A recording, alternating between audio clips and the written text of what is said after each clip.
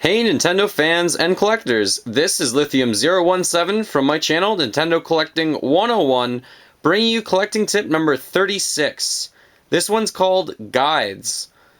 In this one, I'm just going to talk about my hints and tips for guides. If you're a collector, you may want to consider getting guides for some games, and if you're collecting older stuff, you may definitely want to get some guides.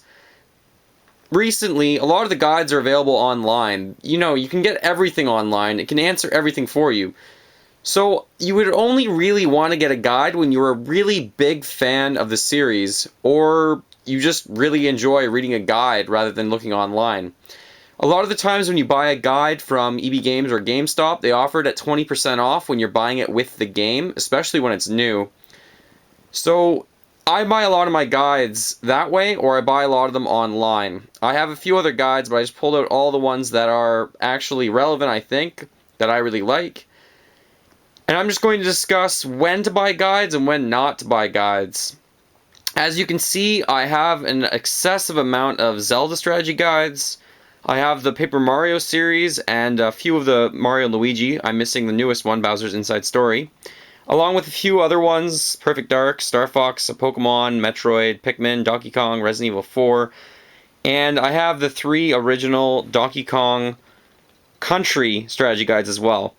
The reason why I get guides is because I really like being a completionist in a game. I like getting 100% of everything in a game. I don't really enjoy being online when I'm playing a game, and a lot of the times I buy the guide, I play through the game without even looking at the guide, and then when I go back and I want to get 100% of everything in the game, then I look at the guide.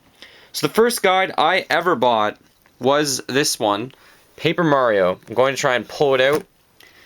And I love Paper Mario, my favorite game of all time. When I got this guide, I was very impressed, I was very happy. And as you can see, it has water damage because my sister and I spilt all over it. And the back now, it looks like crap. Not very pleased. But there's a lot to do in Paper Mario. There's a lot of things to collect, and there's a lot of things that you can do in it. So having the guide to me was really cool. If you're a fan of the game, you're almost definitely going to be a fan of the guides. They're really well done in general, especially when they're from Nintendo Power, and Prima usually makes really good guides as well. So I only suggest getting guides when you're a huge fan of the series. But today, if you want to get a guide for, say, a Wii game or a Wii U game or PlayStation 3 or Xbox 360, it's almost not worth it anymore. Guides that are out for the Super Nintendo, very, very old guides, including these Donkey Kong Country guides, but more so like Secret of Mana guide or Super Metroid guide, they're worth something. They're worth 40, 50 bucks sometimes. So I think in the long run, I could be making money on a lot of the Zelda strategy guides for sure. I would only suggest getting guides that you could see maybe making back your money, or if you're buying a guide, realize that you're probably buying it for life. You're probably buying it to have in your collection for your entire life, because these may be completely useless in a few years, because everything's online anyways, so the sale value of them may go down to zero. So just be very careful when you're getting guides. Be aware of that.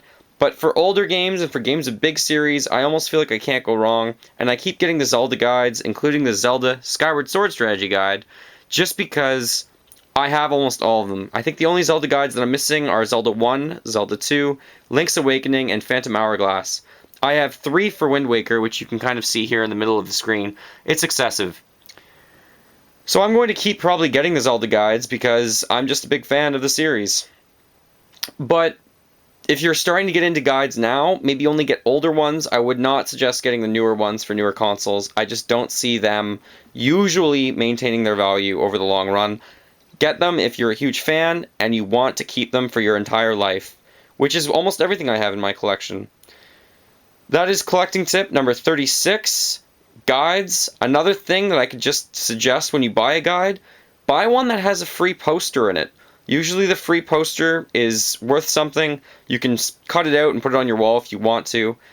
And that's just another additional tip, but I'll talk about posters in my next collecting tip, which will be collecting tip number 37, all about posters. Thank you for watching. Feel free to subscribe, and have a great day.